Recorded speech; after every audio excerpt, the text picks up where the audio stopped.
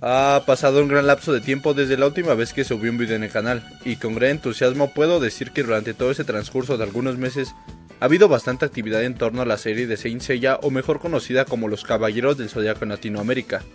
Y esto lo digo en base a que han surgido múltiples proyectos, animaciones y nuevas revelaciones que podrían asombrar a más de uno, e incluso, por qué no decirlo, disgustar a algunos.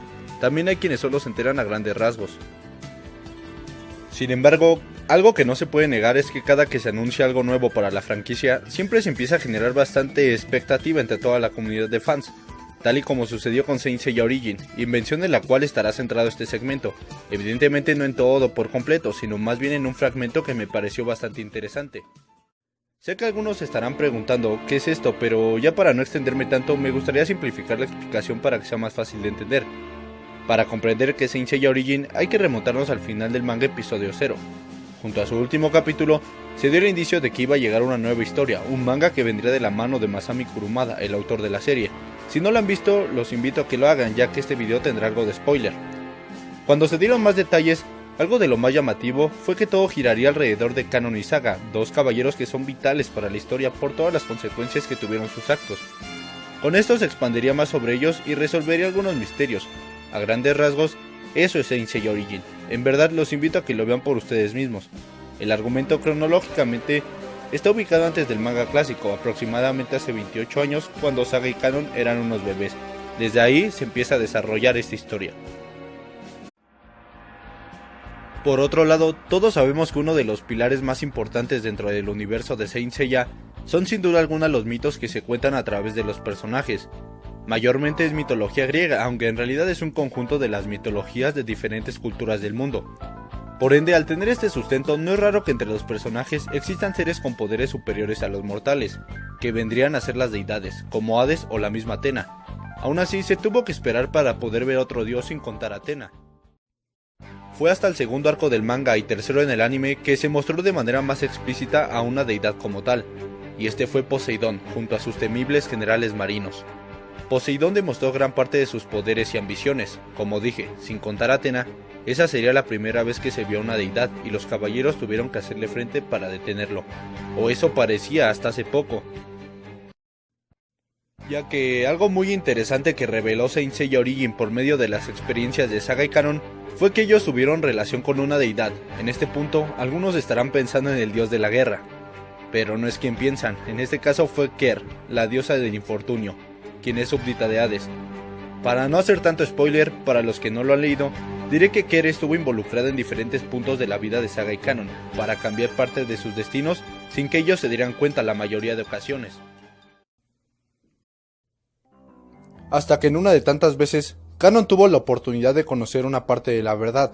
Fue cierto día para Kanon que, como cualquier otro, pasaría encerrado en la prisión de Cabos Unión, únicamente sintiendo rencor hacia su hermano y Atena, con ganas de ser algo más, maldiciendo a solas. Entre el ir y venir de las olas del mar, se presentó ante sus ojos lo que parecía ser simplemente una joven, quien audazmente reconoció la ambición de Kanon y misteriosamente ofrecía brindarle ayuda para poder salir de la prisión y así cumplir su objetivo. Esta joven era realmente Ker, aunque al parecer en este punto Kanon no tenía una noción clara de saber con quién estaba hablando. Obviamente Kanon, al escuchar lo que Ker le estaba ofreciendo, no hizo más que mostrarse incrédulo, y Ker pudo ver que quizá Kanon no era tan malo como aparentaba ser, y esa era su única opción para contrastar con su hermano Saga, quien lo superaba en diferentes ámbitos. Al ver que Kanon probablemente estaría destinado a morir en ese lugar y que era inútil para sus planes, Ker le menciona algunos detalles de lo que ella hizo con él y su hermano tiempo atrás. Después de un momento de pensamiento, Kanon empieza a sospechar, y Ker únicamente se retira sin decir nada más, creyendo que él moriría muy pronto ahí encerrado, así que daba igual que él supiera algo así. Más que recibir ayuda o respuestas, Kanon se quedó con más preguntas de las que ya tenía. Me gustaría que te dieras una idea de lo que pasó con Kanon. Él estaba pasando por un mal momento y su ambición iba creciendo más, después de que su propio hermano lo había encerrado. Y de la nada se entera de que quizá las peores situaciones de su vida fueron provocadas por alguien más, en momentos que ni siquiera podía defenderse. Y probablemente ese alguien lo había orillado a terminar en Cabos Unión. Definitivamente Kanon tuvo suficiente tiempo para reflexionar la situación. Después de ese día, Kanon buscaría la manera de salir de ahí, ya que sabía que algún día tendría esa oportunidad que tanto anhelaba. Sin embargo, pasaría un buen tiempo para que volviera a encontrarse con Kerr. Entrando en contexto, esto ya sería después de las 12 casas y la caída de Saga. Esto se sabe gracias a que Kerr se encontraba en la cima de Cabos Unión, recapacitando sobre las acciones que llevó a cabo en el santuario, y menciona que debilitó bastante a la armada de Athena por todos los caballeros que murieron, y así, Hades tendría la ventaja cuando resurgiera junto a su ejército. No obstante, Kerr no se había dado cuenta de que Canon estaba cerca de ahí, escuchando todo. Incluso en primera impresión se sorprende ya que pensó que era Saga, quien ya había muerto. En ese breve instante le llegó a la mente aquel mortal, hermano de Saga, a quien alguna vez ella le había ofrecido su ayuda para sacarlo de la prisión, Canon, quien finalmente su perseverancia había rendido frutos ya que había podido escapar por sí mismo y convertirse en un general de Poseidón, aunque ella no sabía tantos detalles. Canon en ese momento no tenía puesta su scale, así que las imágenes solo son de referencia, pero sabemos que ya era considerado dragón marino porque tenía en sus manos un mítico artefacto, el tridente de Poseidón, al cual lo sostenía con firmeza y con la intención de interponerse en los planes de la deidad. Kerr lo menosprecia refiriéndose a él como un simple humano, a lo que Canon, con la convicción y deseo de venganza, menciona que sin importar que él sea mortal, hará que pague por todo lo que le hizo pasar a él y a su hermano. Sin pensarlo más, Canon lanza un contundente ataque con la intención de acabar con esto y desquitarse por lo que había ocurrido en el pasado. Kerr logra esquivar el ataque recibiendo una herida en el acto, y con algo de temor en el rostro, cuestiona a Canon del por qué alguien como él puede tener una reliquia de Poseidón. Es ahora que se invierten los papeles, y Canon decide no dar ninguna explicación al respecto. Furioso, vuelve a dar un segundo ataque con el tridente, con más confianza ya que parecía tener la ventaja en el combate. Se mostraba seguro, mientras Kerr aún no salía de su asombro. ¿Un mortal estaba llegando al grado de creer que podía salir victorioso frente a un dios?